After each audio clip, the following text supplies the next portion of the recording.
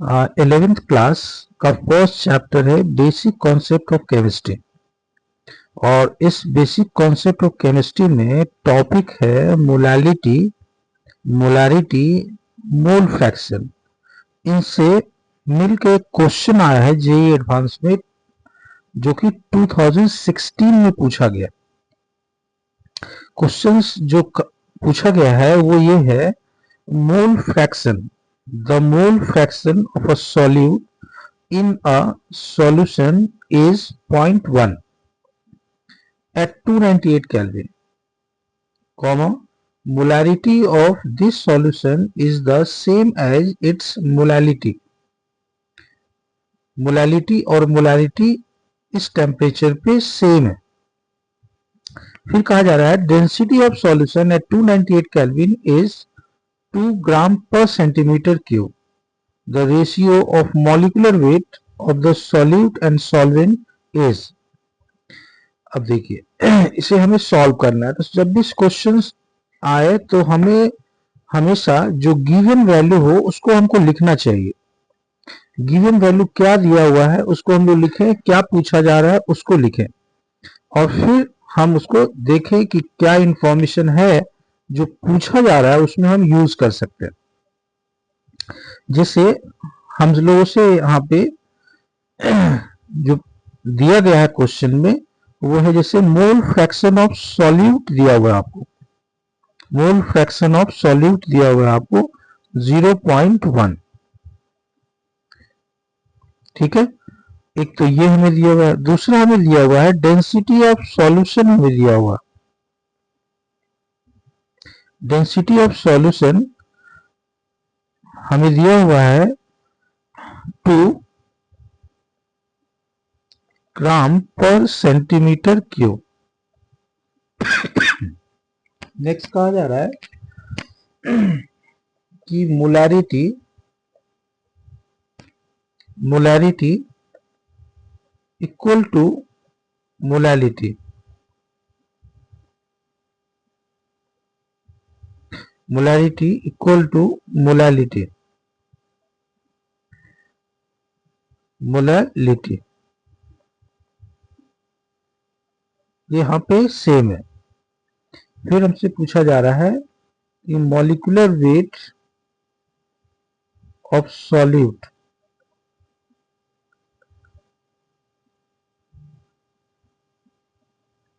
और molecular weight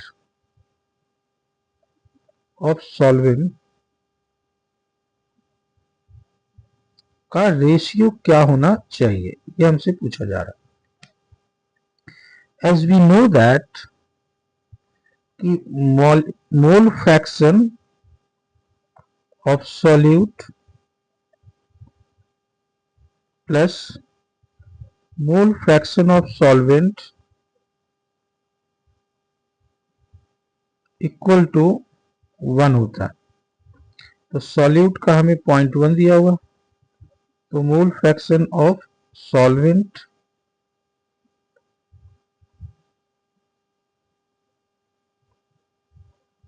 हमें निकालना है। ये मोल फ्रैक्शन ऑफ सॉल्वेंट है, तो मोल fraction of solvent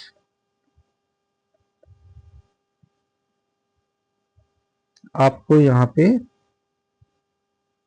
1 minus 0.1, 1 minus 0.1, तो ये आ गया आपको 0.9 आ गया। तो हम लोग ऐसा लिख सकते हैं कि mole fraction of solute divided by mole fraction of solvent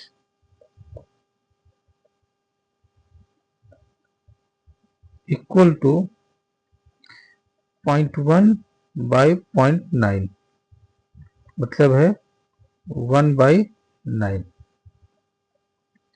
और मोल फ्रैक्शन ऑफ सॉल्यूट क्या होता है? मोल of solute divided by total mole. and mole of solvent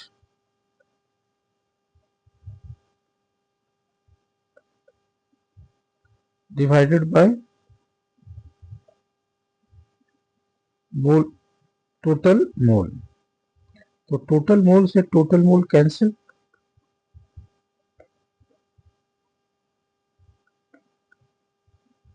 तो हम लोग लिख सकते हैं mole of solute divided by mole of solvent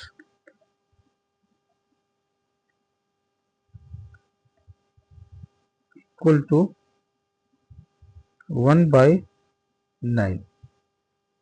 now mole of solute को हम लोग लिख सकते हैं weight of solute, weight of solute divided by molecular weight of solute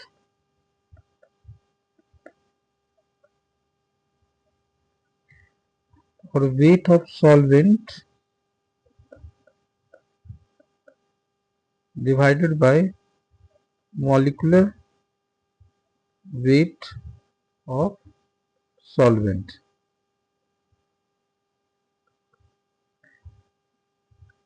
equal to 1/9।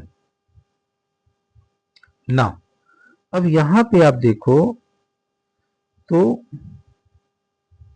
जो हमें मोलालिटी दिया हुआ है, मोलालिटी में सॉल्वेंट का जो वेट होता है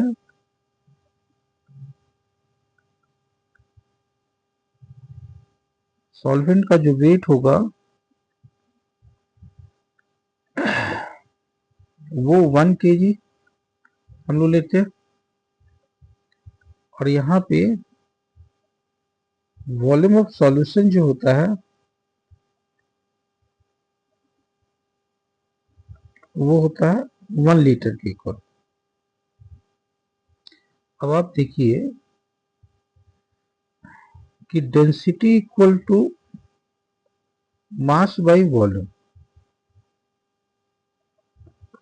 डेंसिटी आपको दिया हुआ है 2 gram per centimetre cube equal to mass by volume, volume of solution. और वॉल्यूम ऑफ सॉल्यूशन आप कितना ले रहे हो 1 लीटर, 1 लीटर। तो 1 लीटर को क्योंकि यहाँ सेंटीमीटर क्यूब में है तो हम 1000 सेंटीमीटर क्यूब लिख सकते हैं। तो मास कितना हो जाएगा जी, मास हो जाएगा 2 × 1000, 2 × 1000 ग्राम हो जाएगा। सेंटीमीटर से सेंटीमीटर कैंसिल, 2000 ग्राम हो गया, 2000 ग्राम हो गया। ये सॉल्यूशन का मास है। तो सॉल्यूशन का मास है तो हम लोग जानते हैं कि mass of solute plus mass of solvent equal to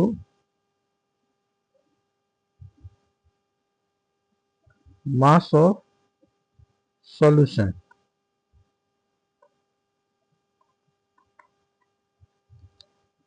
तो ये 2000 ग्राम हो गया जी।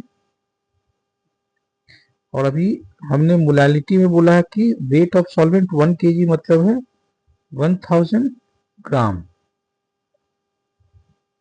और मास of solute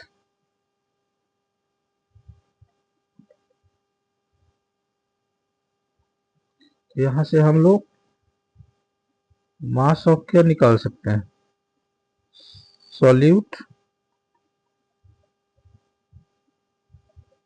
mass of solute equal to 1000 gram, 1000 gram आ गया। अब हम वैल्यूज को यहाँ पे यूज कर लेते हैं। तो आप इससे वेट ऑफ सॉल्यूट आपको 1000 ग्राम molecular weight of solute,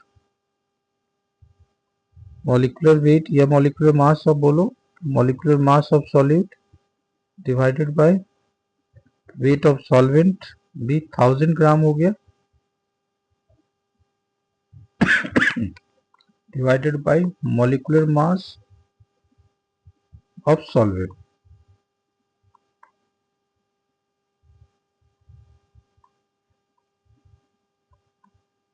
equal to 1 by 9 1 by 9। तो ये देखो आप 1000 से 1000 कैंसिल होते हुए आपको दिख रहा है, तो वहां पे आ रहा है आपको molecular mass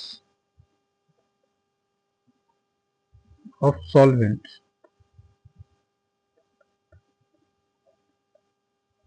divided by molecular mass of solute equal to 1 by 9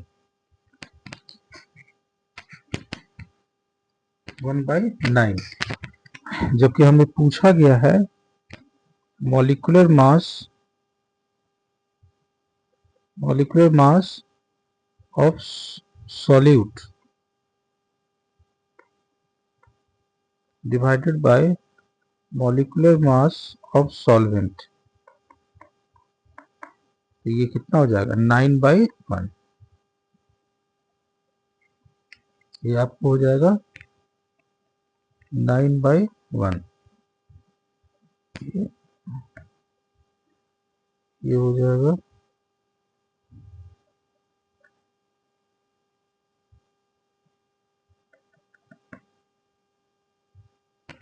9 by 1। ये मिट क्यों नहीं रहा,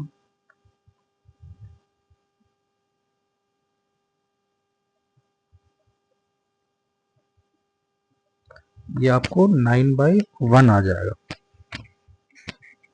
मॉलिक्यूलर मास ऑफ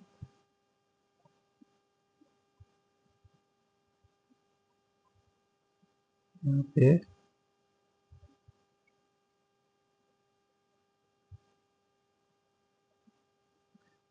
हम लोग लिख सकते हैं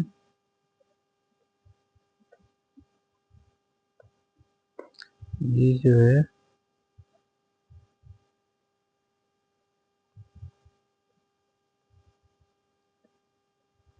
ये आपको इसको थोड़ा सा रीअरेंज करें तो molecular mass of solute divided by molecular mass of solvent